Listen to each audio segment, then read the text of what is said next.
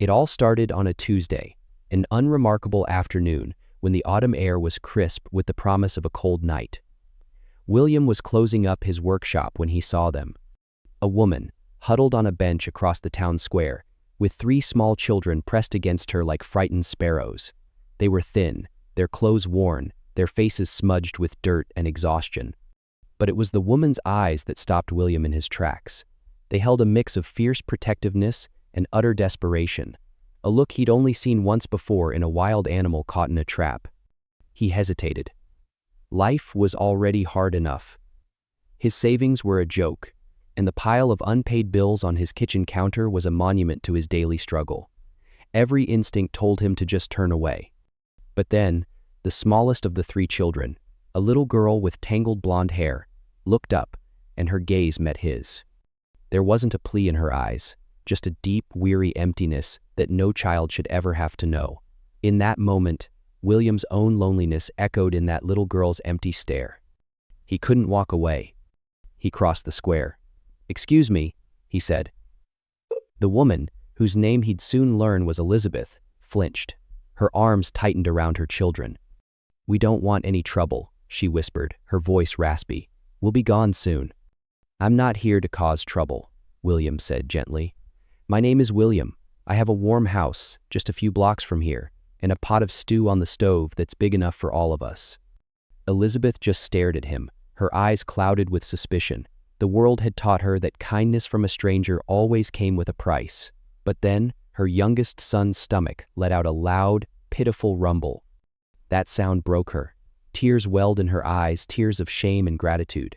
She could only nod. That night, as William lay in his own bed, listening to the unfamiliar sound of quiet breathing from down the hall, he felt a shift in his life. For the first time in years, the house didn't feel so empty. He told himself it was just for one night. He had no way of knowing he had just opened his door to a raging fire, and that its flames were already starting to lick at the foundations of his quiet world. One night turned into 2, and then a week. William, seeing the exhaustion in Elizabeth and her children, insisted they stay. The town of Maple Creek, true to its nature, began to weave a quiet web of support around them. Mrs. Gable from next door showed up with outgrown children's clothes. Mr. Henderson at the grocery store told Elizabeth to put whatever she needed on William's tab. Slowly, Elizabeth began to let her guard down. The hunted look in her eyes started to soften. She insisted on earning her keep, cleaning the house with a feverish energy and cooking simple meals. William would come home to find his chaotic home transformed. Laughter, a sound that had been a stranger in these walls, started to make a comeback. William and Elizabeth fell into a quiet rhythm. They'd talk in hushed tones late at night, sharing stories. William spoke of his wife and his struggle to be both a mother and a father to Leo. Elizabeth, in turn, spoke of a life before this one. As a promising graphic designer, she started to sketch again, her hands moving with a forgotten confidence. She never spoke of the children's father. Whenever William gently nudged the conversation that way, a wall would come down. All he knew was his name Richard, and that its mere mention plunged her back into the shadows. A bond began to form. Leo blossomed with his new siblings. William found himself actually looking forward to coming home to the warmth, the noise, the life that now filled his house.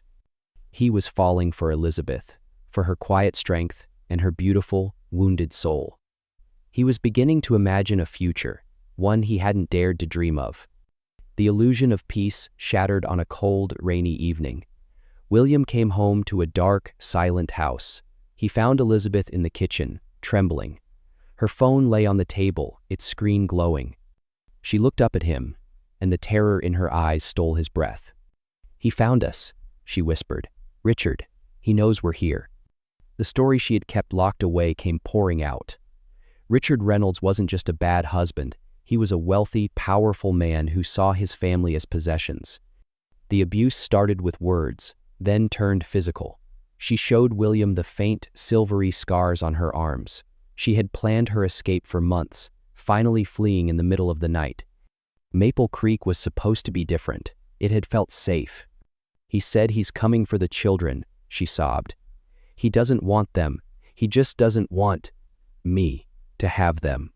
He wants to punish me for leaving." The threats confirmed it. Texts arrived at all hours. A sleek black car was seen lingering at the end of their street. William went to the town sheriff, who warned his hands were tied until Richard made a move. The weight of it all began to crush them. One night, Elizabeth stood at the door, her bags packed. "We have to leave, William," she said, her voice flat. "We're putting you and Leo in danger." William looked at her, at this woman he had grown to love, and at the terrified children hiding behind her. In that moment, he made a choice. He was a man, protecting his family. "No," he said, his voice firm. He stepped in front of the door. "You're not running anymore. This is your home now. Our home, and I will not let him take it from us. We're going to fight." He was woken not by a sound, but by a smell, the acrid, choking smell of smoke. William sat bolt upright, his heart instantly hammering his ribs. A hellish orange glow flickered from under his bedroom door. The house was on fire. Panic, cold and sharp, pierced through the fog of sleep. His first thought, Leo. His second, Elizabeth and her children. He threw open his door to a wall of heat and a roaring inferno consuming the hallway. His workshop, full of flammable stains and wood, had been the starting point. This was deliberate. "Leo!" he screamed, his voice raw. He found his son coughing in his bed, disoriented. He grabbed him, threw a blanket over his head, and shoved him toward the window. "Climb out! Go to Mrs. Gable's and call for help. Now!" He didn't wait to see if Leo obeyed. He turned back toward the heart of the fire, toward the room where Elizabeth and her kids were sleeping. The smoke was a thick, black monster, stealing the air from his lungs. The heat was unbearable, searing his skin. He could hear the children screaming, a sound of pure terror that fueled his adrenaline. He kicked down their bedroom door. The room was already filling with smoke, flames licking at the curtains. Elizabeth was frantically trying to get the window open, her hands fumbling in panic, while the 3 children huddled behind her, crying. "The window won't budge," she cried, her voice strained. "Get down on the floor," William yelled, his own lungs burning. He grabbed a chair and, with a surge of desperate strength, smashed it against the window pane. Glass shattered. He quickly cleared the jagged edges with his bare hands, not even feeling the cuts. "Get them out. Now!" Elizabeth pushed the 2 older children through the opening. William followed, helping them to the ground. He turned back for Elizabeth, who was now lifting the youngest. But just as she passed the child to him, a section of the burning roof above them gave way with a deafening groan. It collapsed, sending a shower of burning timber and sparks down on them. William reacted without thinking. He shoved Elizabeth and the child clear, taking the brunt of the falling debris himself. A heavy, flaming beam struck him across the back and shoulder. The pain was immediate, white-hot, and blinding. The last thing he saw before the world dissolved into agony and the roar of the fire was Elizabeth's screaming face, lit up by the flames that were devouring his home. He woke up to the sterile white ceiling of a hospital room. The smell of smoke was gone, replaced by the sharp antiseptic scent of disinfectant. A dull, throbbing pain radiated from his entire right side. Elizabeth was there, sitting in a chair beside his bed. Her face was smudged with soot, her eyes red-rimmed and swollen, but she was safe. The children were safe. "You're awake," she whispered, her voice thick with relief and guilt. "The doctor said you have 2nd and 3rd-degree burns on your back and shoulder. You saved us, William.